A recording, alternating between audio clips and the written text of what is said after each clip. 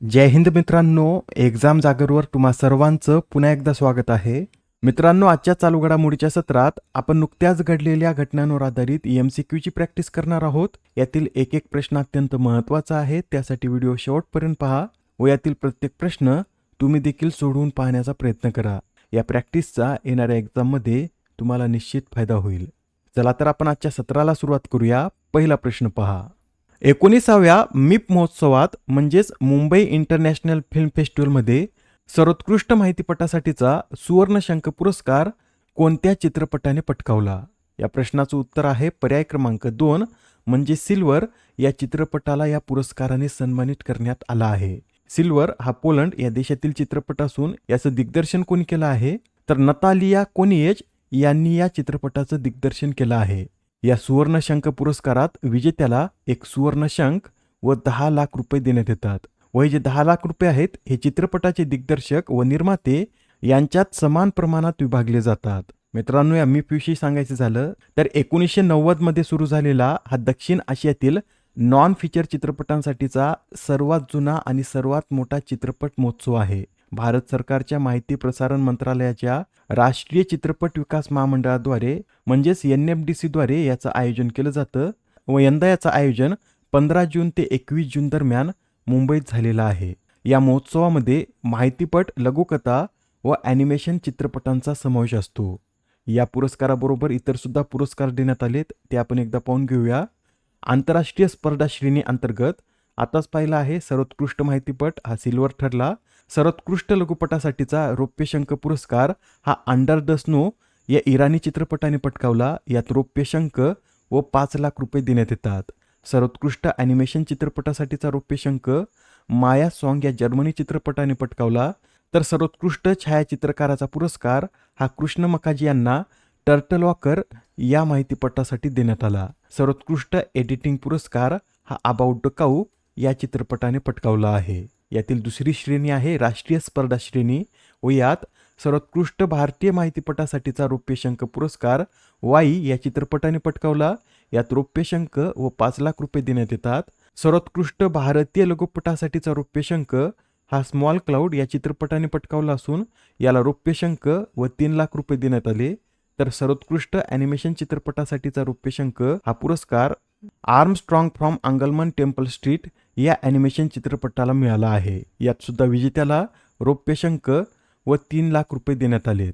मित्रांनो, यंदा महोत्सवात 6 श्रेणी अंतर्गत एकूण 17 पुरस्कार देण्यात आले आहेत. यात एक सुवर्णशंख पुरस्कार, 5 रौप्यशंख तर 11 सन्मान चिन्हांचा समावेश आहे. या पुरस्कार सोहळ्यावर आधारित अजून एक प्रश्न पहा.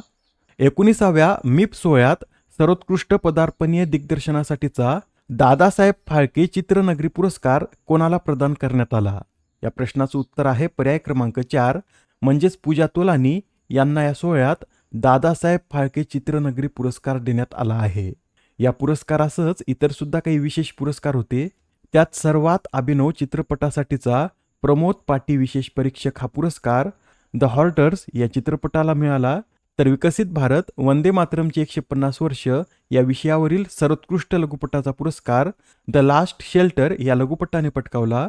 तर सर्वोत्कृष्ट विद्यार्थी चित्रपटासाठीचा भारतीय माहितीपट निर्माता संघ म्हणजेच IDPA पुरस्कार मिलन कुमार यांना the old bull nose or once new या चित्रपटासाठी मिळालेला आहे. आणि आंतरराष्ट्रीय चित्रपट समीक्षक महासंघाद्वारे देण्यात येणारा FIPRESCI हा आंतरराष्ट्रीय समीक्षक पुरस्कार प्रदीप कंचनीरू यांना त्यांच्या द हॅग ऑफ एम्प्टीनेस या चित्रपटासाठी मिळाला आहे. Next question.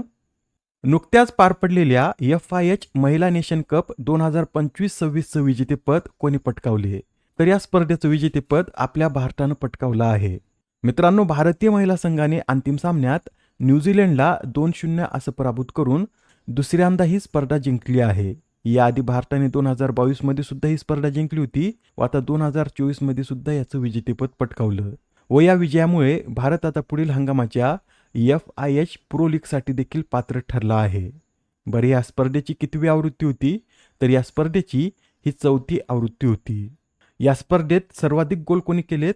तर सर्वाधिक गोल करणारे खेळाडू भारताची दीपिका सेहरावत व अमेरिकेची ॲश्ले सेसा या ठरल्या आहेत. यात सर्वोत्कृष्ट खेळाडूने ॲश्ले सेसे यांना सन्मानित करण्यात आलं. सर्वोत्कृष्ट युवा खेळाडू या पुरस्काराने न्यूझीलंडच्या रियाना फो, तर सर्वोत्कृष्ट गोलरक्षक या पुरस्काराने न्यूझीलंडच्याच ग्रेस ओ हॅनलोन यांना सन्मानित करण्यात आलं आहे. आणि विशेष म्हणजे या स्पर्धेचं आयोजन सुद्धा न्यूझीलंड याच देशात करण्यात आलं होतं. आता हा प्रश्न पहा काय म्हणतो. नवी दिल्लीत आयोजित ब्रिक्स राष्ट्रीय सुरक्षा सल्लागार बैठकीचं अध्यक्षस्थान कोणी भूषवले? तर या ब्रिक्स राष्ट्रीय सुरक्षा सल्लागार बैठकीचं अध्यक्षस्थान हे अजित डोवाल यांनी भूषवलं आहे. या बैठकीत ब्रिक्स सदस्य देशांचे राष्ट्रीय सुरक्षा सल्लागार आणि प्रतिनिधी मंडळाने जगासमोर असलेल्या अपारंपरिक सुरक्षा आव्हाने यावर चर्चा केली. यासच हे सुद्धा नोट करून घ्या. 11व्या ब्रिक्स ऊर्जा मंत्र्यांच्या बैठकीचं आयोजन हे हरियाणातील गुरुग्राम येथे होणार आहे व ही बैठक कधी पार पडेल? तर 25 ते 26 जून दरम्यान ही बैठक पार पडणार आहे. Next question. अलीकडेच कोणत्या देशाने पीरियड टॅक्स किंवा पिंक टॅक्स पूर्णपणे रद्द केला? तर नुकतीच आता ही घोषणा पाकिस्तान या देशाद्वारे करण्यात आली. पाकिस्तान या देशात अलीकडेच अर्थसंकल्प सादर करण्यात आला व त्या अर्थसंकल्पादरम्यानच पाकिस्तानमध्ये ही घोषणा करण्यात आली आहे. पाकिस्तानमध्ये हा नवीन निर्णय 1 जुलैपासून लागू होईल. मित्रांनो, याआधी पाकिस्तानमध्ये सॅनिटरी पॅड्स या लक्झरी वस्तू म्हणून वर्गीकृत केल्या जात व त्यावर 18% इतका कर आकारला जात, पण आता या नवीन निर्णयानुसार हा 18% कर 0% करण्यात आला आहे. बरं, तुम्हाला हे माहित आहे का, भारताने सुद्धा 2018 साली मासिक पाळीची उत्पादने ही GSTच्या कक्षेतून वगळलेली आहेत. म्हणजे भारतात सुद्धा यावर 0% कर आकारला जातो. पुढील प्रश्न. वर्ल्ड इकॉनॉमिक फोरमद्वारे प्रकाशित केलेल्या ऊर्जा संक्रमण निर्देशांक म्हणजेच एनर्जी ट्रान्झिशन इंडेक्समध्ये आपला भारत कितव्या स्थानी आहे? तर या 120 देशांच्या रँकिंगमध्ये आपला भारत 70व्या क्रमांकावर आहे. मित्रांनो, 2015 मध्ये आपला भारत याच रँकिंगमध्ये 71व्या स्थानावर होता व यंदा एका स्थानाने प्रगती करत भारत 70व्या स्थानावर आला आहे. ही जी रँकिंग आहे यात पहिल्या 5 स्थानावर कोणते देश आहेत? तर यात स्वीडन पहिल्या क्रमांकावर, फिनलँड दुसऱ्या, डेन्मार्क तिसऱ्या, इस्टोनिया चौथ्या, तर नॉर्वे 5व्या क्रमांकावर आहे. व या रँकिंगमध्ये सर्वात शेवटी म्हणजेच 120व्या स्थानी कांगो हा देश आहे व पहिल्या 20 देशांमध्ये 6 G20 सदस्यांचा समावेश आहे. यात जर्मनी, फ्रान्स, UK, चीन, ब्राझील व US या देशाचा समावेश होतो. चीनची रँकिंग लक्षात ठेवा. चीन हा देश या रँकिंगमध्ये 14व्या क्रमांकावर आहे. बरं, एक्झाममध्ये आपल्याला असे विचारलं जाऊ शकतं की एनर्जी ट्रान्झिशन इंडेक्स हा कधीपासून प्रकाशित करण्यात येत आहे? तर हा इंडेक्स 2018 पासून प्रकाशित करण्यात येत आहे. आता ही रँकिंग पहा. नुकत्याच प्रकाशित जागतिक बौद्धिक संपदा संघटनेच्या जागतिक पेटंट क्रमवारीत जिओ प्लॅटफॉर्म्सने कितवे स्थान पटकावले? तर या जागतिक पेटंट क्रमवारीत जिओ प्लॅटफॉर्मने 20वे स्थान पटकावले आहे. मित्रांनो, या जिओ कंपनीने 320 स्थानांची झेप घेत अव्वल 20 मध्ये स्थान मिळवलं आहे व या 20 मध्ये येणारी जिओ ही एकमेव भारतीय तंत्रज्ञान कंपनी ठरली आहे. पुढील प्रश्न. नुकतीच पार पडलेली बार्सिलोना ग्रँड प्रिक्स फॉर्म्युला 1 ही स्पर्धा कोणी जिंकली? तर ही स्पर्धा लुईस हॅमिल्टन यांनी जिंकली आहे. आणि आता आपल्याला एक्झाममध्ये असं विचारलं जाईल की लुईस हॅमिल्टन हे कोणत्या संघाचे खेळाडू आहेत? तर आता नोट करून घ्या.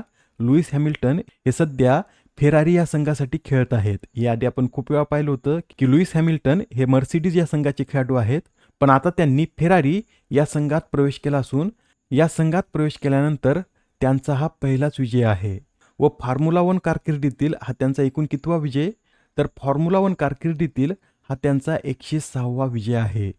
Next question. कोणत्या कंपनीने भारताचे पहिले स्वदेशी AI पायाभूत व्हिडिओ मॉडेल वारिया लॉन्च केले?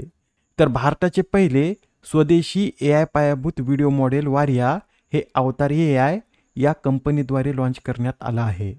मित्रांनो, या वारियाची निर्मिती इंडिया AI मिशन अंतर्गत करण्यात आली असून या इंडिया AI मिशनचा अवतार AI सुद्धा भाग होती व आता या कंपनीने भारतातील पहिलं AI पायाभूत व्हिडिओ मॉडेल विकसित केलं आहे.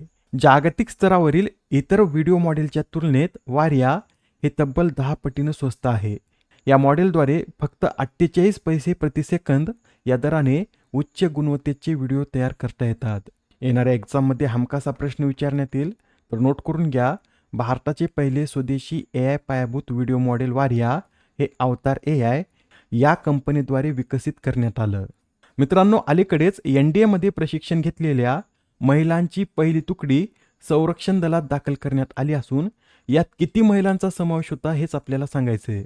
हा सुद्धा एक महत्त्वाचा प्रश्न आहे. असे प्रश्न एक्झाममध्ये विचारण्यात येतात, कारण भारतीय लष्कराच्या इतिहासात प्रथमच NDAमध्ये प्रशिक्षण घेतलेल्या महिलांची तुकडी ही सैन्य दलात सामील झाली आहे. यात एकूण किती महिला होत्या? तर नोट करून घ्या, यात एकूण 17 महिला होत्या. या 17 महिलांपैकी 9 महिला या लष्कराच्या सेवेत दाखल झाल्यात, 5 महिला या वायुदलात, तर 3 महिला या नौदलात सामील झाल्या आहेत. आजच्या सत्रामधील शेवटचा प्रश्न पहा.